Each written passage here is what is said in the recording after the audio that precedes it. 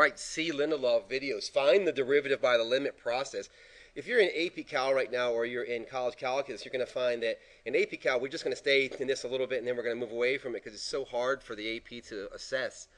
But you still have to know it. But what I also know is that when you get to college, I don't care what calculus you're in, 1, 2, or 3, your professor is going to expect you to be able to prove your calculus before you can use a lot of rules. So this is kind of the fundamental, like how can you prove how this works. So we're going to keep in mind that when we find f prime at x, when we find dy dx, when we find the derivative or the slope, f prime at x, that slope thing, is equivalent to the limit as the change in x goes to 0, as we have just make a very small move. And then the formula goes like this, that it's f of x plus change in x minus f of x all over the change in x. And this is what we're going to use for FITPA. Just fill in the blanks. Simplify this. Fill in the blanks. So that's what we're going to do here. So I'm going to take our function, this function here, and I'm going to start this process. You do not have to write f prime at x again, but you do have to continue on each line to rewrite the fact that your intention is to take this limit. So I'm going to state my intention to take this limit again, and then I'm going to say that it's 4, right? This 4 is this one. And then this square root is this one right here. But what it says here is every place in the function that I find x, I'm supposed to put in x plus change in x. So x plus change in x. And then this negative sign right here is this one. And it says put in f of x. Well, f of x, as clearly says f of x is 4 over the square root of x. So 4 over square root x. All over the change in x. Now let me kind of be clear about this really quickly, that our intention the whole time is to be able to take this limit. That is to say, our intention is to replace that change in x symbol with, in this case, 0. We can't do that here because if we did, it would make our function undefined. So we have to do a little bit of work. First thing I'm going to do is I'm going to create a common denominator between these two fractions.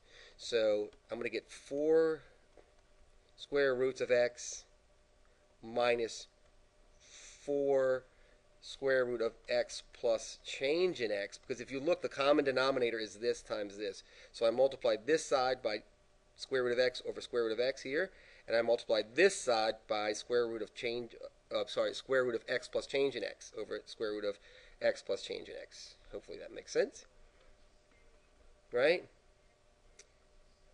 Times square root of x plus change in x. Look, I'm going to go ahead and clean all this crap up while I'm here. This is a complex fraction, and we know that with complex fraction, we take the fraction in the denominator and we take its reciprocal and multiply it by this. So to do that will just be 1 times this crap at the top, which is still 1, right, over change in x. So change in x times this, right? And that gets us to there. So you can see now we're here. This is starting to clean up a little bit. This problem is a little bit tougher, and it's supposed to be. I think this is what the expectation of your professor will probably be, minus, 4 times the square root of x plus change in x all over change in x times square root of x times, times square root of x plus change in x. So hopefully you can see all of that stuff here. That's how I got to here. And now what I want to do is I want to fix this. So what I'm noticing now is this negative sign here. The problem I'm having is these radicals, this one and this one. I'd like to be rid of them. So what I'm going to use is something called a complex conjugate. So I'm going to consider this piece here a minus b. So if I multiply a minus b times a plus b, I get difference of squares, right? So I'm going to go ahead and multiply. I'm going to use that little trick I have. Say square root of x. This is a negative, so its conjugate is the positive of it. X plus change of x. And if you're saying, what about those 4s? Yeah, I don't need them. I don't need them. You can do it. If you do that, you have to put 4 at the bottom and the top, and it factors out later. It just makes it a little bit messier. Remember, the only way I can do this is if I have this over itself, because that way I'm just multiplying by 1, right? So I'm going to go ahead and pursue this math out a little bit more. When I do this math right here, here to here, I get 4x minus 4 times x plus change in x, right? here. Remember, I have to remember here to keep declaring that I intend to take this limit. So I'm taking this limit here. And then I'm going to multiply these two things, but stay with me. I'm not actually going to do this multiplication. It'll drive me nuts. Remember in calculus, especially if you're watching this video, you're probably in this part of calculus towards the beginning. You don't want to be screwing with algebra you don't have to do. So ask yourself, for what reason would I do this algebra? If you can't find a good reason, don't do the algebra. So when I multiply these two things, all I'm saying is I'm going to get the bottom piece, this one right here, right? Times this bottom piece. So I need to pull this out a little bit, right? I already multiplied this top piece and this top piece. This was the aggregate that I got. But this, I'm going to multiply by this, so there's that plus x plus change in x.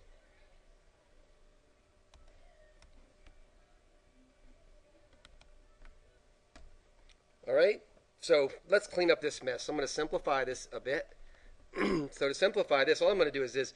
I'm going to let myself distribute this negative 4, which gives me negative 4x, and negative 4 changes of x. 4x minus 4x is 0.